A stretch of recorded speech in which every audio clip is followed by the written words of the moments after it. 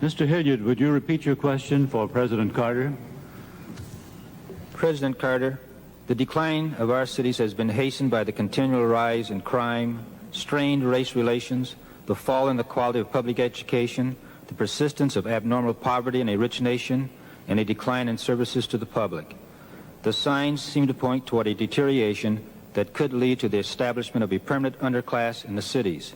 What specifically would you do in the next 4 years to reverse this trend? Thank you, Mr. Hilliard.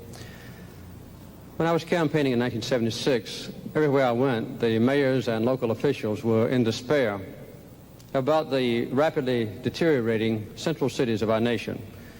We initiated a very fine urban renewal program, working with the mayors, the governors, and other interested officials. This has been a very successful effort. That's one of the main reasons that we've had such an increase in the number of people employed. Of the 9 million people put to work in new jobs since I've been in office, 1.3 million of those has been among black Americans and another million among those who speak Spanish. We're now planning to continue the revitalization program with increased commitments of rapid transit, mass transit. Under the windfall profits tax, we expect to spend about $43 billion in the next 10 years to rebuild the transportation systems of our country. We also are pursuing the housing programs.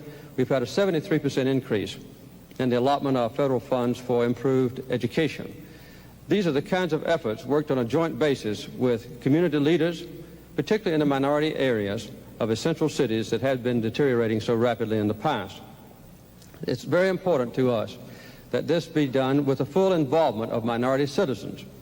I've brought into the top levels of government, into the White House, into administrative offices of the executive branch, into the judicial system, highly qualified black and Spanish citizens and women who in the past had been excluded.